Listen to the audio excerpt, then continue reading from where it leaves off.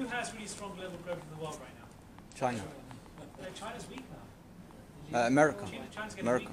weaker. US. America's got good global growth right Yeah. now, so I'd say America is a good place to look at. In fact, their growth numbers have been great. For all of the political drama that happens in America, from a financial perspective, the country is in a much better and healthier position. From a political perspective, we could be debating this for the next 3 weeks, but from a financial perspective, it's doing okay. What about Europe? Who's doing the best in Europe?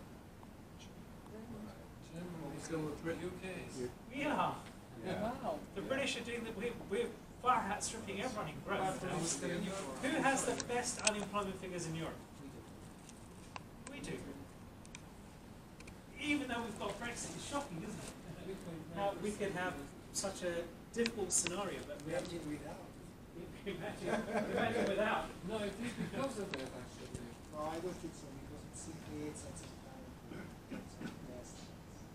So I think it would be much better. So let's look at the beta of this. What is it?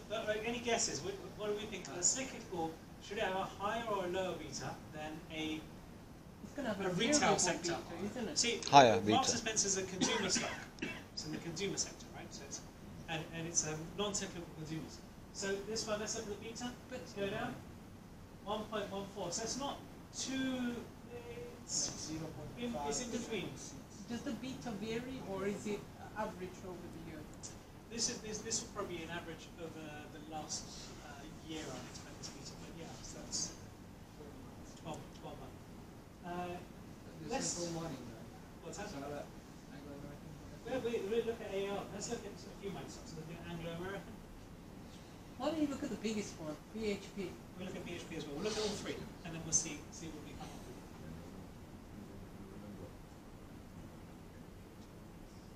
BHP, Rio 1.5. Tinto. So Much this higher. is stronger. Okay, and BHP last one.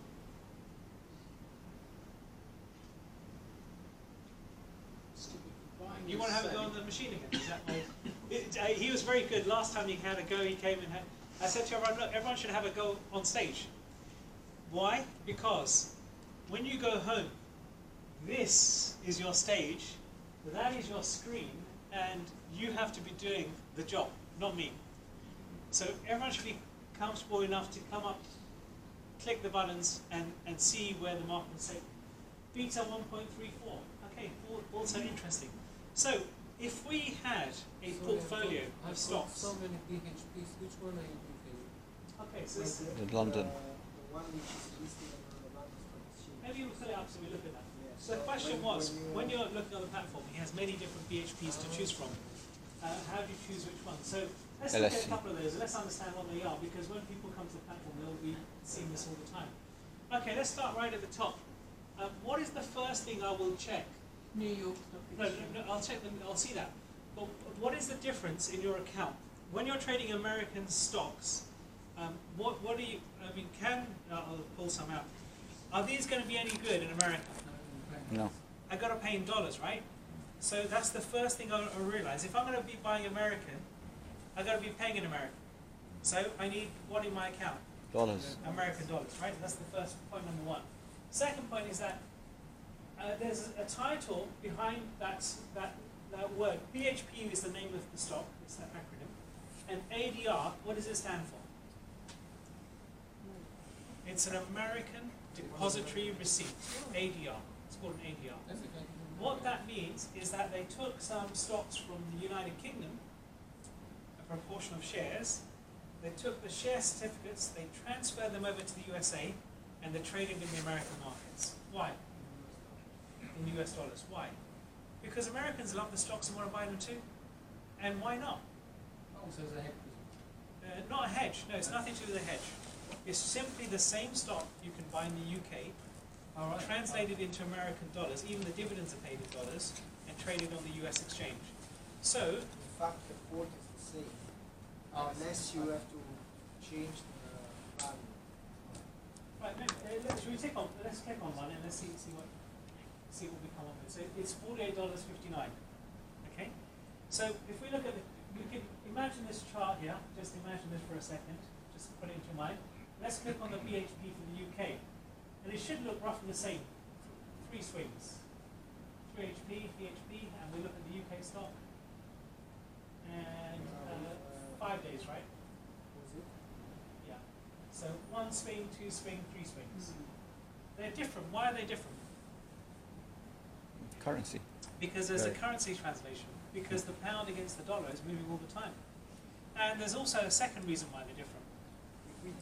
Liquidity is one reason, but another one which is very cheeky, which you can take to your advantage sometimes, is that when the news comes out in the UK, the American market isn't open yet. So if the Americans are really sleepy, these are from the 90s. We had what we call sleepy trading strategies. It doesn't exist in any books. This is what we used to do when we used to be on the desk. They're called sleepy trading strategies, and that means that sometimes news doesn't travel so fast. Even with all the telephone lines and all these things that happen in the world, news doesn't travel fast enough. If something's really bullish in the UK market and it's gone up 2%, when the American market's opened, it's only up 1%. And then it will take 20 minutes to get up to 2% before people are thinking, oh, hold on, it's mispriced, buy it. It's mispriced, buy it. So then they buy up that stock until it gets up to 2%. And it's basically, big institutions can't do it because they'd push the stock beyond 2%. It takes smaller investors and traders to create the arbitrage. Big institutions are not playing that, or just not working those strategies because it's not what their risk parameters allow them to do. It's outside the risk tolerance. Does it still work? I haven't tried it for a long period of time. As the advent of the internet, I'll tell you what really changed is platforms like this. If you click on the news right now, if you go onto news, you will see if you click the top one, and you scroll down the list, keep scrolling down until we get to the bottom. Okay, all right, keep going. Is there any more? Okay, perfect. So yeah, so you will see this is as good as you'd see on a Bloomberg screen or a Reuters Dealing 2000 system. You can spend $2,000 a month for. You're getting the same news now. In 1995, that wasn't the case. But what it does mean is that today you can take advantage of what's happening. There's no reason why you can just trade UK stocks, and you should just be limited to trading UK stocks. If you want to reduce your risk, you want to diversify into 3 categories for your portfolios. You want something that's very low risk, that's stable, maybe some bonds. Leaving your money in a bank account is probably the easiest place. You're really not working your money at all. The bank's working your money, not you. Right? When you hand over your money to the bank, they're doing all the work, and you're getting paid a very small amount, right? We've got to do a bit of work to earn a bit of money. We agree? So the next place you can do is like medium risk, where you think, okay, low risk you can buy some bonds, because you should get your capital back at the end of the period if you buy good companies. And there are even bond ETFs and funds we can look at on the platform. We can pull up some shop. So,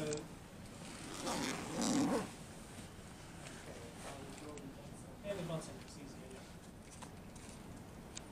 Okay, so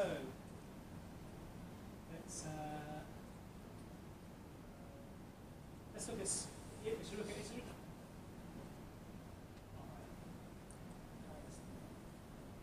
Yes. It's been moving, hasn't it? Okay. First thing, does everyone understand what we're looking at here? Bonds. Yeah. Has anyone ever traded bonds before? Not with real money, just virtual money. Just virtual money. Yeah. You traded some bonds before? Yeah. So you see, the challenge is really advanced. What kind of bonds did you trade?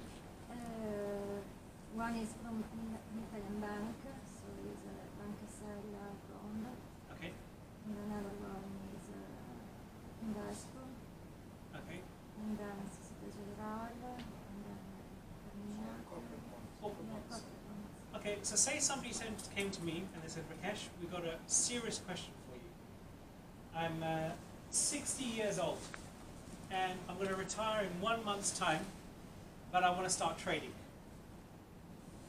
And I really need to start trading because I want to make some more money for my retirement. I'm just about to retire, but I don't want to risk losing too much money. How am I going to do it so that I don't wake up in the morning and suddenly I lose 20%? How is that possible to do? So I'll ask you that question. Because often people say, trading in the market is like gambling. Rakesh, it's like gambling. You know, you can lose all your money. It's very dangerous, you shouldn't do that. And I say, no, there's a big difference. When a gambler goes to a casino and he takes out his cash, so I'll take out some cash and I'll say, okay, 50, how much of it? Let's do some profit. Some decent money here, right? Here's the money, and we're going to look at the DAX, and the next 1 minute, when we look at the DAX, we're going to do this blind. The next 1 minute, we're going to have a green bar. And he's going to say a red bar. This is like madness, isn't it? It's madness to say. So you want to take the bet. Okay, in the next 1 bar, it's going to be a green bar in the DAX. That's the bet. Okay? What's the time frame? All right? 1 minute. 1 minute. All right. But the rule is, none of you are allowed to smile. Okay, the bet's off. They smile. That's the difference with trading. That's the difference. It's a green bar, yeah. Of course it's a green bar. He's good. That's the difference. That's the difference with trading. What's the difference with trading? When you change your mind, you can take your money off the table. I can't do that if there's a horse going round the circuit and he's coming to the last lap and it's the last horse and I put £1,000 on that. I can't say, hey, look, you're the bookie, and tell you I want 750 back. They've only done 3/4 of the lap of the race. Give me 750 back. You say, oh, come on. You must know the rules of betting. What? You'll incur all the losses in betting. You can't take any money back. Yeah, but if I put 1,000 down and I'm 3/4 round the loop and it's not working for me, I can take 750 back. I can take my bet. It's not a bet. I can take my trade off the table at any time. If I put a bet on, I can never take it off. You understand? That's the difference between the mentality of betting and the mentality of investing. The mentality of investing is that every moment you look at the market, you take a fresh decision on the information you have now, and no matter how different that is from the information you had in the past, and how strongly convicted you were to that past decision, the new information allows you to take a fresh decision, and that must be done right now. So when we're looking at the bond, going back to our 50-year-old, because one day we're all going to be 50 or 60 or 70, whatever the age is going to be. Okay, yeah, so you're my perfect example. If I woke up in the morning and I was buying bonds, if I was trading bonds on a cash basis, it moves. Look, it went from 250 to 254. How much of a move is that in percentage terms? It's not bad. It's over 1%, right? Add some commissions, add a charge in there. It's over 1%. So, does the Italian 10-year? This is a spread, BTP book, right? Yeah, but that's okay. That's fine. But, I can pull up one. yeah.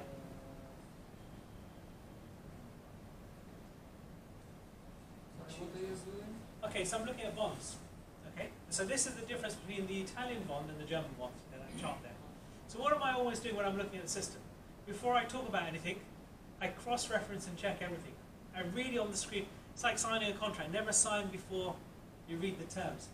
When you're in the system, because it's so easy. You're looking at Apple 1 minute. I'll buy 100 Apple, and you end up buying 100 German bonds because you didn't. It happens to everyone. You've got to keep checking. Going back to this point here, if I'm trading bonds, and I know that if I go to sleep at night, if I wake up in the morning, if the Italian bond doesn't exist anymore, that means Italy's collapsed. If Italy's collapsed, then everything's collapsed. Then really, even my notes, even the Queen on these notes won't help me to get my money back. There'll be queues at the banks because everything's collapsed. So some instruments, when they're government-based instruments, they are the most secure. Of course, they're not 100% secure. There's no guarantee that anyone's going to live to 100, I say. We can all try, but there's no guarantee. But they're the most secure out of everything, and they move enough.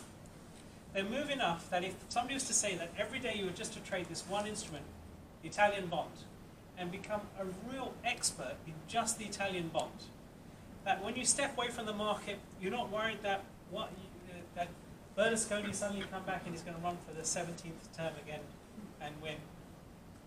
And even though that the bond may move, it's only going to move in a restricted range because it's not going to collapse. It's not going to go to half or a quarter. Whereas tomorrow, if an announcement came out and they said it's a landmark ruling, the US Justice Department is splitting up Google, where is that stock price going to be? Crash. I Drop. have no idea. But if 30%. it's down, you could be taking a big loss. Because suddenly all their competitive advantages are going to be chopped up. Can it happen? It's possible, right? Even for the biggest and the best companies. So we're looking at the BTV here. And so on a one-day basis, maybe look at it on a little bit longer, maybe 5 days. Wonderful, right? So it's gone from 104.50 to 103.50. And maybe we look at the interactive chart. And we look at a candlestick chart. So okay, did you see what we did there? Let's go through the steps again. So I started off with a small chart in the summary. I wanted a big chart. So you're out of bounds now, you moved. No, we're still in the Italian bond. We're still in the Italian bond. Oh, this is some data to tell me what's happening today, but it's not enough. So I want to look at the interactive chart. Two ways to do that. I can click on interactive, or I can click on the chart button. That's the same. I get a big chart, and you can do this on your phone. You can do this on your iPad. You can do this on the system, wherever you are. I want to look at a chart type of a candlestick because I want to know what the ranges were during the day. And I'm looking at this over. Yeah, sure, we can look at it over a 1 week period. That's great. So we'll pull up, and we'll look at it on a 1 hour basis. Let's change this from 5 minutes to 1 hour. Okay, so on an everyday basis, the first thing we look at is the pricing. 103.2, 20, 40, 60, 80, 104. 20, 40, 60, 80, 105. You will all remember one of the most important ways of looking at the market in technical analysis, when we're looking at from the bottom up, what numbers should I be listening for in technical analysis? Even if I'm not a chartist, what are the important numbers in the market? Always. Whole numbers, right? Where did that market bounce and which number? Whole number, right? And we covered that, which one? We covered that like 4 or 5 times now, yeah? I'm always telling you, when you look at markets, if the market's going to bounce anywhere, it's going to bounce at a Handle. whole number. Why? Let's go through that again. Psychology, but what is it in the psychology that, the detail, the answer why that people focus on whole numbers more than they focus on other numbers? What's it got to do with? If it goes beyond, It's easy to buy and sell because you Remember, remember it. The market has a wonderful market memory. That's the first reason. The second reason is that it's not just private investors who are in this market looking at the market. We have different categories of participants in the market. What are the categories? We've done this a few times now, so let's call them out. So, big banks. so banks, one category. Pension funds, another category. Who else is a participant? Mutual funds? Who else? Hedge funds? Treasury departments in Private investors, yeah. So private investors is there. So that's the first one, private investors. So there's 4. As we go up the chain, who's the next one? High net worth investors. It's like the really high net worth investors. Who's the highest net worth investor in the world today? Warren Buffett. Good one. Warren Buffett, George Soros. The common names we know today. Then the next category up from that, where it's not your money, when it's still not your money. Governments. Because it's the government's money. So there's governments. And then you have pension funds where, although they're institutions, really it's your money that somebody else is managing for you. Mutual funds, pension funds. And then the last category is where they have hedge funds, and that's debatable whose money that is, right? What was the name of that? I can't remember in the report. Yeah, there's many reports, but basically the hedge funds manage categories for, they can be pension funds, can give them money, private individuals, institutions, and they just work on a performance basis. So they're the broad 4 categories that invest in this market. Now, if you're going to be if you're the Bank of Italy and you have your meeting and you say, well, you know, we're going to have to, we're going to buy a couple of these bonds back in the market and we're going to plan it for this week. What number in the meeting do you think they're going to say we're going to buy them at 104.42? No, 104.30. No, they say we'll buy them at 104. If the market goes down to 104, we think it's cheap, we'll buy them at 104. So that's what they'll say. Same for an institution. If somebody says, where do you want to sell Apple? 300. If it gets to 300, you know what? I bought it at 150 or 140. I'll sell when it gets to 300. I won't sell when it gets to 297.27. You don't do that, do you? What's the second market? It's a massive, huge market that drives whole numbers. Not about people, about financial markets. There's the 4 categories we mentioned at the very start of today. We mentioned 4 categories. 4 categories of instruments. Testing you. So I'm going to derivatives, right? What is it about derivatives and whole numbers? Where is the relationship? The options market is priced at what levels? Whole numbers, and then what's the next most important number after you get to a whole number? The half number, and the options market is priced also in half numbers. What's the next number is priced in? Quarters. If we look at options in bonds, they're going to be priced at the whole number, the half number. Very important places for the bond pricing to be priced in options. So you have a whole derivative market that has some leverage in the cash market. Because if people have purchased some 104 calls, call options means if the market goes up, they make money. If they buy them, if they put 104 calls at 104.20, when it goes down to 104, what has to happen? 2 things happen in the options market. The person who's purchased them, suddenly they're making no money. That's the first problem. The person who sold them has a choice at that point. Because he sold an option, so somebody else has bought it. The person who sold them, and that's the first time since he sold it, he can hedge in the market, which is where the hedge comes in. He'll have to buy the bond, because it doesn't matter what happens in the future after 104, unless it comes back below 104, he's got a clean profit. He's taking profits on the option. Do you follow me here? Everyone else follow what I'm saying, or is this a bit complicated? If you don't follow, then... Yeah. But it's an important part of the market to support the theory that whole numbers are super important. So we look at the whole number. Where is the next whole number on this chart? Where is the next number that is not a whole number, but in between a whole number that's important on this chart? 104.50 at the top, okay, and 103.50. All right. So 104.50, market ignored. It went straight through 104.50 on the way up, came to 104. It bounced. It went to 104.80. Quarters important as well, because that looks like Yeah, it could be 104.75. On the way down, it stopped at 102.25, and it stopped at 104. Then on this swing down here, it stopped at 103.50. So it moved down to 103.50 on this slow down. Got a rally back up again, back up to 103.80. So no sex there, and it's in between right now. And the next stop for this on the market would be 103. Probably 325 stop at 103 if the trend continues. How do we know if the trend's going to continue? What do we have to add to this chart to know what do we need to check? We need to add some moving averages. So we can add some indicators, some indicators to this chart.